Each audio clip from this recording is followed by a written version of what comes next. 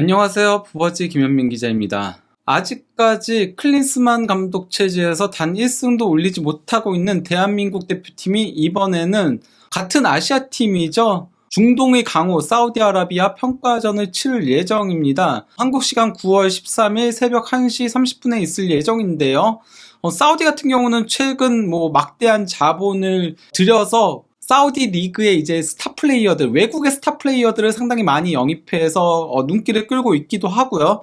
여기에 더해 또 이제 막대한 연봉을 통해 이탈리아 명장 로베르토 만치니를 새 감독으로 선임했습니다. 사우디가 현재 상황은 어떤지, 그리고 만치니 감독의 사우디는 어떨지 이거에 대해서 이번 기회에 살펴보도록 하겠습니다. 먼저 그 8월 28일에 이제 오피셜이 떴죠. 그 사우디아라비아가 연봉 3천만 유로를 들여서 만치니 새 감독을 부임시켰습니다. 하나로는 연봉 약 430억인데요. 이는 세계 최고 연봉 수령자가 되는 겁니다.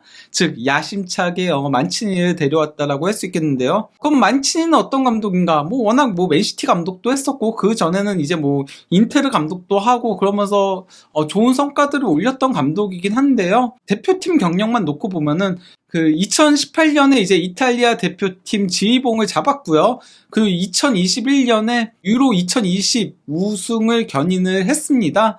거기다가 국제대회 37경기 연속 무패 신기록을 수립을 한 거고요. 이거는 단순히 이탈리아 대표팀 기록을 넘어서 세계 신기록인 건데요. 왜 그 사우디는 만치니를 감독으로 데려오게 됐는가? 2022 카타르 월드컵 아르헨티나와의 조별리그 첫 경기에서 깜짝 승리를 거뒀죠. 2대1로. 그러고 나서는 8경기에서 1승 7패로 부진에 빠져 있습니다. 유일한 승리는 예멘전밖에 없었고요.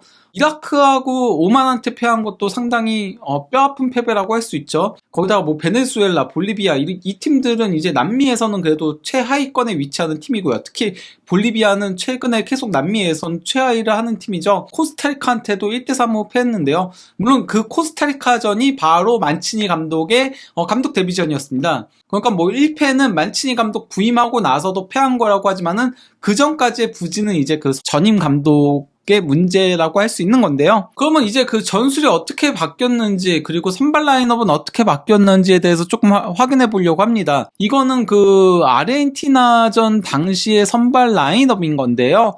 일단 4-2-4-1 포메이션을 썼었고요. 그러니까 조금 더 공격적인 라인업을 구사를 했습니다. 알파라지 같은 경우는 공격형 미드필더니까요. 그리고 또 이제 알브라이칸도 최전방 공격수인데 측면에 배치시키는 그런 형태로 가져갔었죠. 물론 선발로 나오는 선수들의 면면이 공격적이라고 해서 사우디가 공격 축구를 한 건 아닙니다. 수비 축구를 했는데요. 그래도 거기서 이제 가져가는 방식은 수비적으로 완전히 내려앉아서 플레이를 했다라고 하지만요. 그래도 선수들의 면면은 그 역습 때 이걸 이제 효과적으로 풀 수 있는 공격에 능한 선수들을 요소에 배치를 했다라고 평가를 할 수 있는 겁니다. 그리고 이번 그 만치니의 데뷔전 명단인 건데요. 먼저 그 아르헨티나하고의 경기와 비교를 했을 때 네 자리가 바뀌었습니다. 일단 그 오른쪽 윙으로 가레프가 나왔고요. 알브라이카는 최전방 원톱 공격수로 이동을 했죠.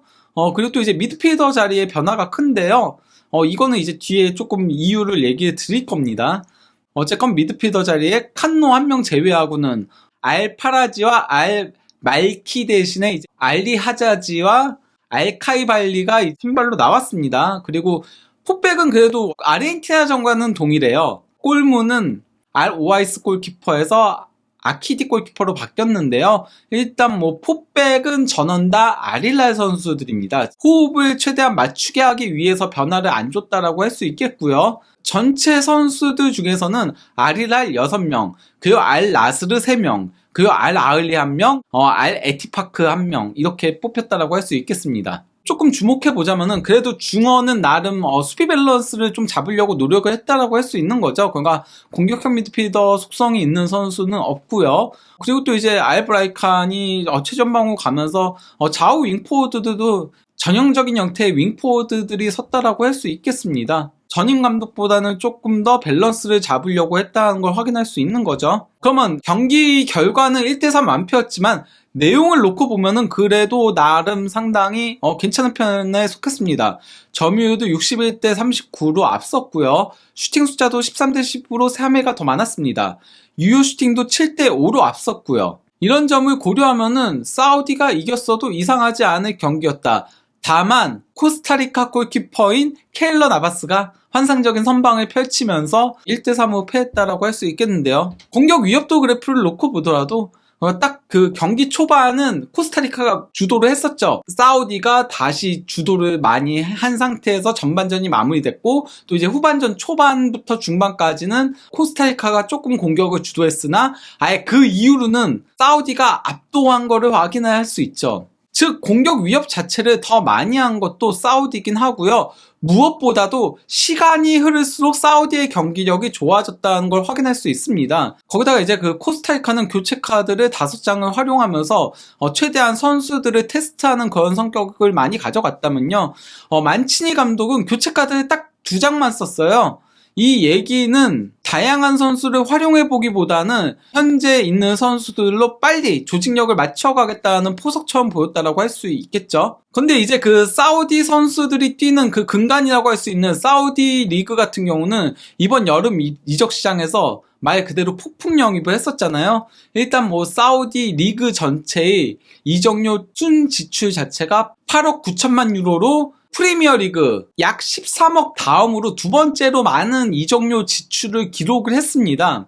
이런 가운데 뭐 아리랄은 네이마르, 후백 네베스, 쿨리발리, 밀린코비치 사비치, 마오콩, 미트로비치, 야신부누 같은 스타 플레이어들을 영입을 했고요. 또 이제 그 알 아흘리 같은 경우도 마레즈, 피르미누, 캐시에, 에두아르 맹기, 가브리 베이가, 생막시맹, 이바니에스 같은 선수를 영입했고요. 또 이제 알 나스르도 마네, 라포르트, 브로조비치, 텔레스, 옥타비오, 그리고 세코 포파나를 영입을 했고요. 또 이제 그 알 이티하드 같은 경우도 카림 벤제마, 캉테, 파비뉴, 조타, 루이스 펠리페 등을 영입했고요. 제라드 감독이 이끄는 알 에티파크 역시도 조던 핸더슨, 바이날둠, 무사 덴벨레, 더마레이 그레이 등을 영입을 했습니다. 이렇게 폭풍 영입을 하다 보면은 당연히 이제 사우디 국내 선수들이 피해를 볼 수밖에 없는데요. 특히 아리랄 선수들이 피해를 상당히 많이 봤습니다. 왜냐면 아리랄이 원래 사우디 대표팀 선수들을 육성하기 위해 만든 구단이나 마찬가지였어요. 그래서 이제 사우디 대표팀 선수들은 다 아리랄에 있다라고 봐도 되는데, 일단 그 코스타리카전에 선발 출전했었던 센터백인 탐바크티 같은 경우 개막전 22분 출전이 전부였습니다. 그러고 나서는 3경기 연달아서 아예 명단에서 제외됐다가 거기다 이제 아리티아드의 경기에서는 벤치를 지키고 있었는데요. 그러다 보니 이제 뭐 실전 감각이 상당히 떨어지는 선수라고 할 수 있겠죠. 사우디가 자랑하는 중앙 미드필더 칸노 같은 경우도 5경기 중에 2경기 선발 출전이 전부였습니다. 그나마 그래도 위안거리라면 최근 2경기에서 연달아서 선발 출전한 거라는 데에 있는데요. 어쨌건 그래도 출전 시간이 상당히 작다라고 할 수 있죠. 여기에 더해 월드컵 당시 주전 골키퍼였던 알 오아이스 같은 경우는 야신부누 골키퍼하고의 경쟁에서 밀려나면서 그러면서 현 시점에서는 알 나스르 주전 골키퍼인 아키디에게 대표팀 주전 자리를 내주게 됐습니다. 그래서 이제 벤치에서 대기하고 있는 거고요. 그리고 이제 알 아무리 같은 경우도 월드컵 당시 주전이었어요. 그러니까 원래 그 첫 경기는 벤치에서 있었지만 그 다음 2경기를 전부 다 선발로 나왔었거든요. 그랬는데 이 선수 같은 경우도 알 나스르 소속인데 주전 경쟁에서 지금 밀려나면서 사우디 프로리그 2라운드 선발 출전 외에는 나머지는 명단 제외되고 있는 상태인 거죠. 그나마 그래도 또 이제 챔피언스리그 예선에서 선발 출전해서 67분을 소화하긴 했습니다. 그나마 지금까지 얘기한 선수들은 이번 대표팀 명단에 이름을 올린 선수들이에요. 아예 그 제외된 선수들도 있는데요. 월드컵 당시 주전 수비형 미드필더였던 알 말키 같은 경우는 현재 그 아리랄이 중앙 미드필더를 대거 영입을 했잖아요. 밀린코비치 사비치와 후백 네베스를 동시에 영입하면서 아예 한 경기도 명단에 포함되지 않았습니다. 그러면서 이번 대표팀 명단에서도 아예 제외가 됐고요. 그리고 이제 그 카타르 월드컵 당시 사우디의 주장이었던 공격형 미드필더 알파라지 같은 경우도 첫 3경기에는 아예 명단 제외됐었고요. 그나마 최근 2경기에 교체 출전했으나 4분, 3분 출전이 전부였죠. 당연히 이번 대표팀 명단에서 제외됐습니다. 그리고 이제 그 아르헨티나하고의 경기에서 선제골을 넣으면서 2대1 승리의 주역 역할을 담당했던 최전방 공격수 알셰으리 같은 경우도 이번 시즌 아리랄에서 단 한 경기도 명단에 포함되지 않고 있습니다. 그러면서 대표팀 명단에서도 제외됐습니다. 이렇게 그 사우디 주력급 선수들이 소속팀에서 출전 기회를 잃게 된다면은 자연스럽게 실전 감각 문제가 발생할 수밖에 없기 때문에 사우디 대표팀한테는 어느 정도 악재가 될 수 있다라고 할 수 있죠. 물론 또 이제 어린 선수들 같은 경우는 스타 플레이어들을 보고 배우면서 훈련하면서 발전할 가능성도 배제할 수 없긴 하지만요. 현재로선 조금 과도기라고 할 수 있겠습니다. 그러면 이번에는 그 양 팀의 맞대결 전적을 살펴보도록 하겠습니다. 총 17번의 맞대결이 있었는데요. 한국 대표팀이 사우디를 상대로 4승 7무 6패로 부진을 보이고 있긴 합니다. 그나마 그래도 최근 4경기에서는 1승 3무 무패를 이어오고 있습니다. 원래 그 대한민국 대표팀이 유난히 조금 중동 팀들한테 그것도 원정에서 약한 면모를 보이긴 했었죠. 그래도 이 경기는 세인트 제임스 파크 중립구장에서 열리니까 조금은 뭐 지켜볼 필요성은 있다라고 할 수 있겠습니다. 어쨌건 뭐 이번 프리뷰 같은 경우는 한국 대표팀의 현재 상황이라던가 아니면은 뭐 어떻게 구동될지에 대한 이런 얘기보다는 사우디 대표팀을 소개하는 거에 조금 집중이 되어 있다 보니까 나머지 얘기들은 조금 줄이도록 하고요. 마지막으로 이제 그 예상 라인업을 전달해 드리도록 하겠습니다. 이건 그냥 제가 예상한 건데요. 일단 뭐 클린스만 감독은 4-4-2 포메이션을 계속 쓰고 있죠. 손흥민의 파트너는 이번에 조규성과 오영규 이 둘 중에 누가 나오게 될지는 조금 더 지켜보긴 해야 된다라고 봅니다. 근데 뭐 오영규 선수가 아직 몸 상태가 그렇게 좋지 못하다면은 조규성 선수가 선발로 나올 가능성이 높다라고 할 수 있겠죠. 그리고 저는 홍현석 선수가 아시안 게임으로 이제 차출되면서 명단에서 제외가 됐잖아요. 그러면 저는 오른쪽 윙에 왠지 느낌이 이동경을 쓸 것 같아요. 왜냐하면은 그동안 클린스만 감독이 오른쪽 윙에는 왼발잡이 공격형 미드필더 성향의 선수를 썼거든요. 이강인이 그러니까 계속 주전으로 활용이 됐다가 이강인이 이번에 부상 후 빠지니까 홍현석이 이제 주전으로 선발로 나온 걸 보면은 전 그래서 이번 경기 이동경이 오른쪽 윙으로 나올 가능성이 있지 않을까라고 생각합니다. 왼발잡이 공격형 미드필더 속성을 가진 선수니까요. 하지만 이동경이 안 나온다면 뭐 나상호라던가 황희찬이라던가 그런 선수들이 오른쪽 윙으로 나올 수 있다라고 보고요. 왼쪽 윙은 저는 이번에는 그래도 황희찬 선수한테 선발 출전 기회를 주지 않을까. 이재성 선수가 지난 경기 좀 폼이 좋지 못했잖아요. 그러니까 조금은 로테이션을 돌릴 가능성이 있다라고 보고요. 황인범 선수는 실전 감각이 문제니까 이번 경기도 선발 출전해서 조금은 실전 감각을 더 쌓을 수 있게 하지 않을까 싶긴 하고요. 그 파트너로 이제 박종우 선수가 지난 경기에 부진했으니까 이순민 선수가 선발 출전할 가능성도 배제할 수 없다라고 할 수 있겠습니다. 그리고 이제 좌우 풀백은 지금 뭐 쓸 수 있는 선수가 거의 없죠. 그래서 이기재 서령으로 나올 가능성이 높다라고 할 수 있겠고요.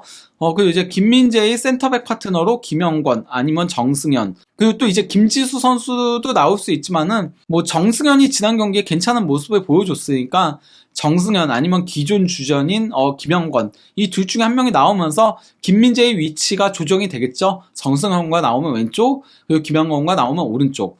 네, 그리고 골문은 김승규 골키퍼가 지킬 걸로 보이고요.